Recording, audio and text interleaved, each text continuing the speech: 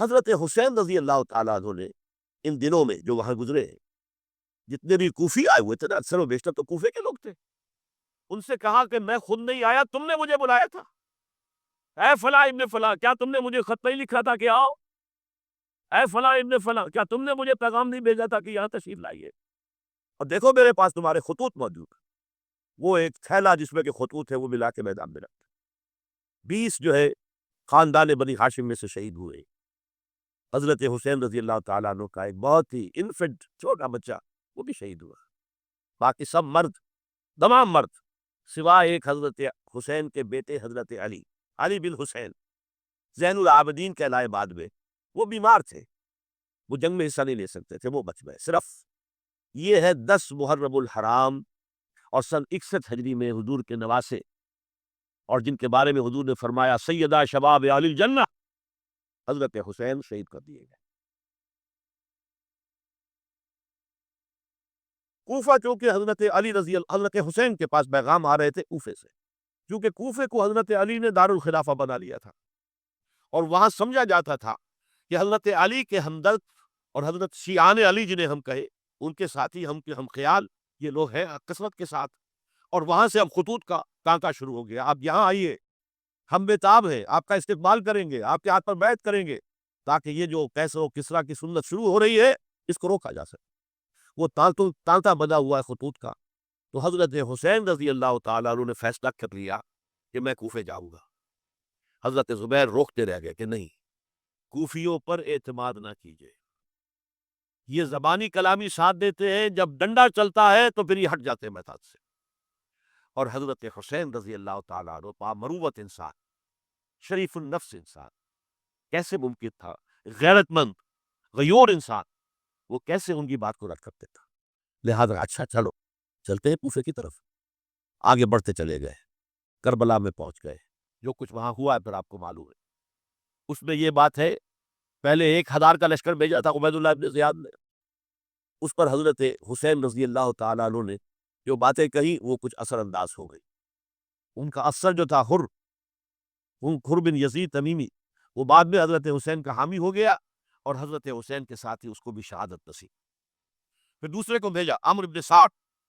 عمرو بن سعد بھی ایک بڑی عظیم شخصیت کا بیٹا تھا، حضرت سعد ابن ابی وقاص، جو فاتح ایران تھے، اور جن کو غزوہ احد کے موقع پر حضور نے فرمایا تھا کہ اے سعد تیر چلاؤ، میرے ماں باپ تم پر قربان۔ جبکہ احد میں گھیراؤ کر لیا تھا حضور کا، اور کفار قتل کرنے کے لیے ہجوم کر رہے تھے، اور کچھ حضرات تیر چلا چلا کے انہیں پھینک رہے تھے، دور جو ہے ہٹا رہے تھے، ان میں سے حضرت سعد ابن ابی وقاص بھی تھے۔ پھر وہ فاتح ایران تھے، اسی لیے گورنر بن گئے تھے ایران کے۔ سعد جو ہے ان کا بیٹے، یہ عمرو جو ہے، یہ اب ایک بڑے صوبے کا گورنر بھی تھا، اس وقت 4000 آدمی دے کر بھیجا، وہ بھی نرمی کرتا رہا، اس نے کوئی تشدد نہیں کیا، اس کے اندر بہرحال اپنے عظیم باپ کے خون کا کچھ اثر تھا۔ لیکن یہ کہ پھر ابن زیاد کو اطلاع مل گئی کہ عمرو ابن سعد جو ہے وہ تو لے تو لال کر رہا، حملہ نہیں کر رہا، قتل نہیں کر رہا، بلکہ یہ کہ وہ تو اس راستہ بھی دینے کے لیے تیار ہے کہ نہ مدینے کی طرف جائیے اور نہ آپ مکے کی طرف جائیے، نہ کوفے کی طرف جائیے، بلکہ آپ چاہے تو دمشق چلے جائیں، یزید سے اپنا معاملہ کر لیں۔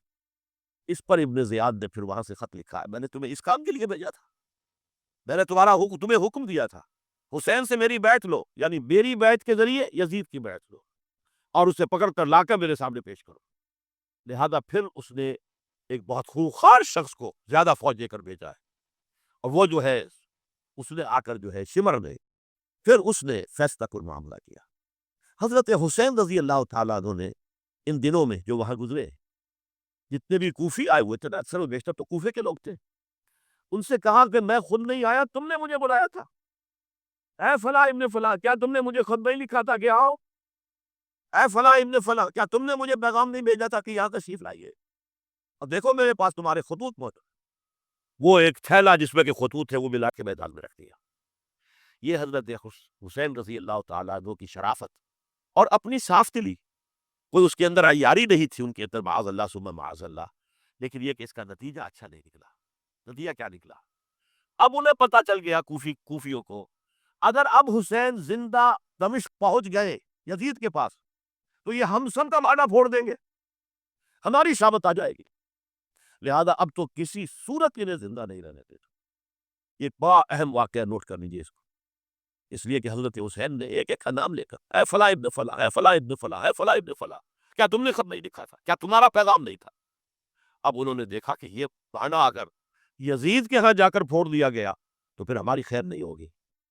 یہی وجہ ہے حضرت حسین کو شہید کرنے کے بعد، یہ نوٹ کر لیجئے، 72 آدمی تھے کل، جس کو کہلے لشکر حضرت حسین کا رضی اللہ تعالی، ان میں سے 20 خاندان بنی ہاشم کے چشم و چراغ تھے۔ وہ بڑی بہادری سے لڑے، بڑی بہادری سے لڑے، ایک ایک نے لڑ کر جان دی ہے، بہت سو کو مارا ہے۔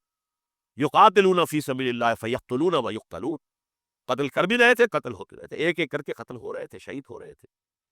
20 جو ہے خاندان بنی ہاشم میں سے شہید ہوئے۔ حضرت حسین رضی اللہ تعالیٰ عنہ کا ایک بہت ہی انفنٹ چھوٹا بچہ وہ بھی شہید ہوا ہے۔ باقی سب مرد، تمام مرد، سوائے ایک حضرت حسین کے بیٹے حضرت علی بن حسین زین العابدین کہلائے بعد ہوئے، وہ بیمار تھے، وہ جنگ میں حصہ نہیں لے سکتے تھے، وہ بچ گئے صرف۔ اچھا، حضرت حسین شہید ہو گئے، یہ ہے 10 محرم الحرام سن 61 ہجری۔ کیا مطلب ہے؟ حضور کے انتقال کے ٹھیک 50 برس بعد، سن 11 ہجری میں حضور کا انتقال، اور سن 61 ہجری میں حضور کے نواسے، اور جن کے بارے میں حضور نے فرمایا سیدہ شباب اہل الجنہ، حضرت حسین شہید کر دیے گئے۔ اور اس کے بعد اس لشکر نے خیموں کو آگ لگا دی۔ یہاں نقطہ سمجھ لیجیے، آگ کیوں لگائی؟ انہیں معلوم تھا ہمارے خلاف ڈاکومنٹری پروف موجود ہے وہاں پر، وہ ہمارے خطوط کے تھیلے وہاں موجود ہیں، اگر وہ باقی رہ گئے تو ہماری شامت آ جائے گی، ہمیں کون بچائے گا؟ تاکہ وہ ریکارڈ جو ہے ان کا وہ تلف ہو جائے، سارے خطوط جو ہے وہ جل جائیں، تاکہ ان کے خلاف ثبوت باقی نہ رہے۔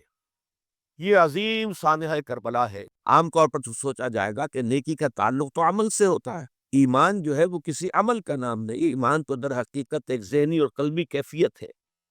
لیکن واقعہ یہ ہے کہ نیکی کی اصل روح جو ہے وہ ایمان، اس لیے کہ ہر عمل کے 2 پہلو ہوتے ہیں، ایک عمل کا ظاہر ہے اور ایک اس کا اصل مقصد باطنی طور پر اس عمل سے مقصود کیا ہے، موٹیویشن کیا ہے، جذبہ محرکہ کیا ہے، یہ 2 چیزیں بالکل علیحدہ ہے۔ تو یوں سمجھ لیجئے کہ نیکی کے ظاہر کو صرف نہیں دیکھنا کہ یہ نیکی کا کام ہے، بلکہ دیکھنا یہ ہوگا کہ اصل میں اس کی موٹیویشن کیا ہے، اس کا جذبہ محرکہ کیا ہے۔ وہ جذبہ محرکہ ہے جو ایمان کے ذریعے سے، ایمان باللہ، ایمان بالآخرہ، ان دونوں کے اندر نیکی کے لیے ایک مثبت جذبہ محرکہ بھی ہے اور بدی سے بچنے کے لیے ایک منفی جذبہ محرکہ بھی ہے۔ اللہ کی محبت، love of God, to please Allah, Allah کو راضی کرنا، رضائے خداوندی کو اپنا مقصود بنا لینا، یہ جذبہ محرکہ ہے جس کے تحت انسان نیکی کرے، بھلائی کرے، خیر کرے، یہ مثبت جذبہ ہے۔ لیکن اس کے ساتھ ہی منفی پہلو بھی، اللہ ناراض نہ ہو جائے، اللہ کی سزا سے بچنے کے لیے، اللہ کی ناراضگی سے بچنے کے لیے انسان نیکی کا کام کرے، بدی سے رکے۔ اسی طرح جذبہ آخرت جو ہے، ایمان بالآخرہ، تو جنت کی طلب میں نیکی کا کام کرنا اور دوزخ سے بچنے کے لیے بدی سے بچنا، تو گویا کہ ایمان بالآخرہ اور ایمان باللہ دونوں میں مثبت پہلو بھی ہے، منفی بھی ہے۔ دیکھو، زمین میں اکڑ کر نہ چلو، یہ تمرد اور تکبر اور یہ انسان کا اپنے آپ کو کچھ سمجھنا، یہ ہم اس سے پہلے پڑھ چکے ہیں حضرت لقمان کی نصیحتوں میں بھی۔ اس لیے یہ تکبر جو ہے بہت بری شے ہے، جیسا کہ میں عرض کر چکا ہوں، اس موقع پر بھی میں نے عرض کیا تھا، فرمایا گیا ہے ایک حدیث میں، لا يدخل الجنت من کان فی قلبہ مثقال حبۃ من کبر، جنت میں ہرگز داخل نہیں ہو سکے گا وہ شخص جس کے دل میں رائی کے دانے کے برابر بھی تکبر ہے۔ اللہ تعالیٰ فرماتا الکبر ردائی، تکبر تو میری چادر ہے، یہ ایک ایسا لباس ہے جو مجھے زیب دیتا ہے۔ اللہ کے ناموں میں سے المتکبر ہے، الملک القدوس السلام المؤمن المہیمن العزیز الجبار المتکبر۔ اگر آپ تکبر کرتے ہیں تو یہ ایسا ہے کہ جیسے کسی کی شانے سے، اس کے کندھے سے اس کی چادر کھینچ لی جائے۔ یہ عرب میں بھی اور ہمارے ہاں پٹھان کلچر کے اندر بھی یہ سب سے بڑی توہین ہے، اگر آپ نے کسی کے کاندھے پر سے اس کی چادر کھینچ لی، گویا کہ اسے آپ نے ننگا کر دیا، اور اس توہین کا پھر وہ بدلہ لیتا۔ تو تم میری چادر گھسیٹ رہے ہو میرے کاندھے سے، یہ تو میری ردا ہے،